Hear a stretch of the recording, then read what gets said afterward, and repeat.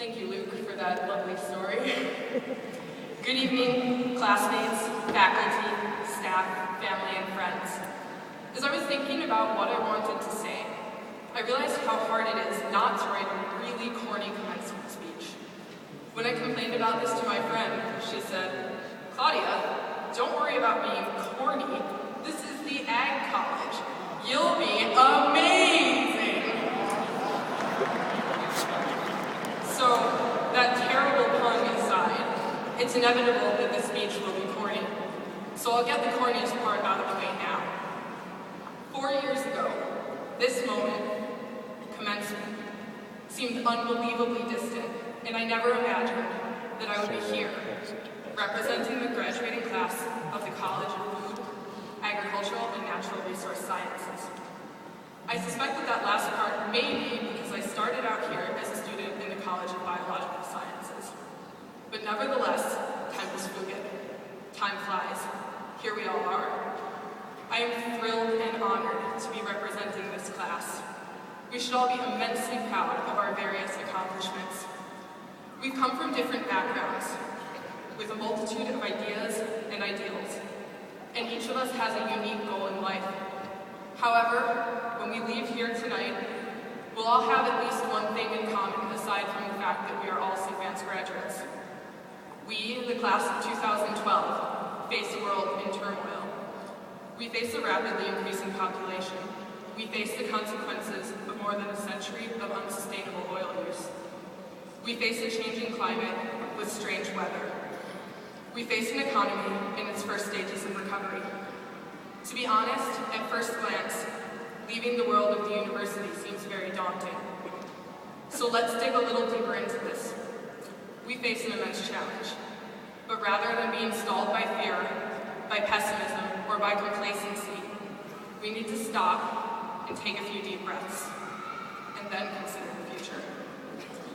Thinking forwards may be scary, but the unknown is always a little nerve-wracking, no matter what lies ahead. But in this future, imagine what we as CFANS graduates are capable of achieving. In this future, we have embraced the wicked problems that our changing world has thrown at us.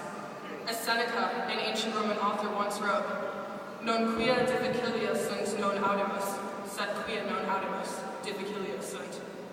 It is not because things are difficult that we do not dare, but because we do not dare that things are difficult. If we do not even try to address the issues at hand, they will only become worse as time goes on. There are great obstacles, but they are not insurmountable. CFANS prides itself on solution-driven science, on innovation, and on interdisciplinary thinking and research. These aspects of our education put us in a unique place to meet the coming challenges head-on. Maybe on your first day as a University of Minnesota student, you walked onto campus knowing exactly what you wanted to do, from your major, to your research, to your future career. Or maybe like me, you didn't know anywhere where you were headed. Maybe you still don't know exactly where you're headed, and that's just fine. Maybe you started out in another college at the U, or at another institution altogether. However it happened, something brought you here, to CFANS, where most of us seem to be driven by our passions. Whether you care about nature, food, animals, agriculture, or something else altogether, there is something that pushes you to learn more each day. That passion that we share is a necessity. When we do what we love, we access our full creativity and ingenuity.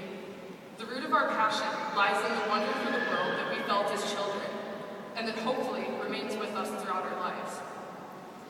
A friend recently introduced me to the works of Sigurd F. Olson, the Minnesota author, conservationist, and activist, by showing me a TPT documentary about him from the early 1980s.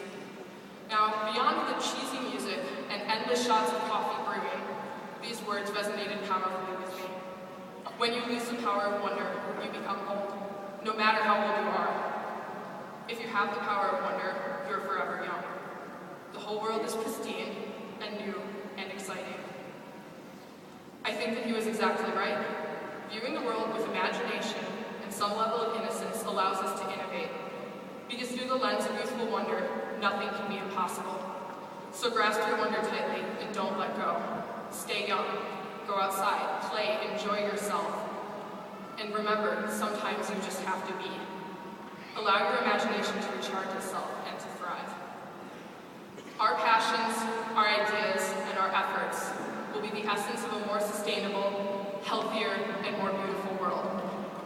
It will be hard, but the research, service, and drive of this class have shown that not only are we capable of tackling wicked problems, but also we face them with the excitement and invigoration that come with a good challenge. I cannot pretend to be old enough or wise enough to impart some piece of grand and meaningful knowledge on all of you. So I will leave you with the words that Sig left on his typewriter before his death. A new adventure is coming up, and I think it will be a good one. Congratulations, guys, we did it.